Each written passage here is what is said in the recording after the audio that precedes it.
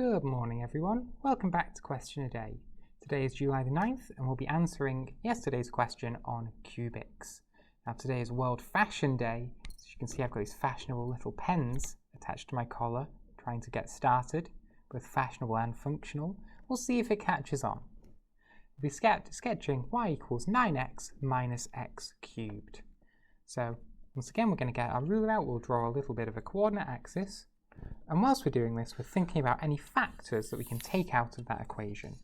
And the probably most obvious one that we can do is our factor of x. So this is equivalent to y is equal to 9 take x squared times x. And then what we can spot is that, well, 9 minus x squared, that's a difference of two squares. So we can factorize this further to be 3 minus x and 3 plus x times x.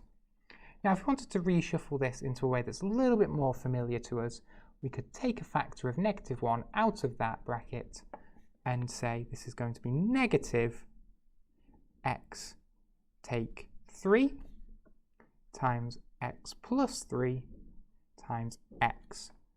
And that is kind of in a more familiar fashion to how we usually do it. So now we can plot on these roots. We've got an x on its own. That's going to give us a root at 0. We've got x minus 3. So that's going to give us a root at plus 3. And we've got x plus 3, which is going to give us our root at negative 3. Now we want to think about the shape of this. This is going to be a cubic. If you remember our possible shapes for a cubic, we've got our curl like that, and then we've got our kind of curl like that. And we have the negative versions of those. So one that starts high and goes low. Again, both two different ways. This has two turning points, this has no turning points. That's our difference. We can have that, we do technically, we've got a stationary point there where we can turn back up. So we have kind of local max, local min for this setup. So we want to decide which one of these it is. Now we've got 3 distinct roots on our x-axis, which means we need to cross through 3 times, which is going to lend itself to one of these left side shapes. So this curve or this curve. It won't be one of these because these don't, they're always increasing or always decreasing, which means we can't go up through and then back down.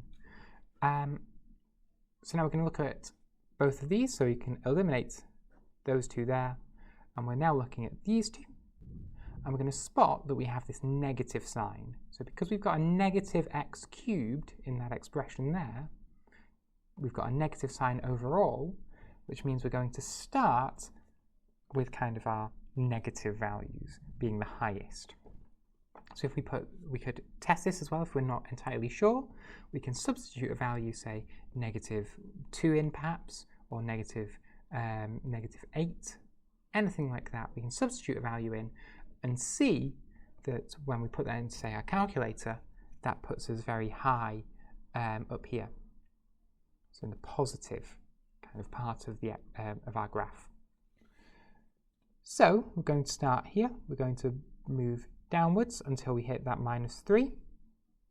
Now this is where we're going to want to start curving. We're going to curve, get our local minimum. It's going to come back up through both our y-intercept and our root there, that x is equal to 0. It's going to come back up. We have a local maximum. Again, I'm saying local because it's not the maximum of the entire curve. As you can see, there are points that are higher, but in this region, so from between 0 and 3, this is the highest our curve goes. So it's a local maximum. And then we're going to finish off by taking this curve back downwards through our final root of +3. And we can add some labels as well. And there you have it. That is a sketch of the curve 9x minus x cubed. Thank you everyone for watching, and I'll see you tomorrow.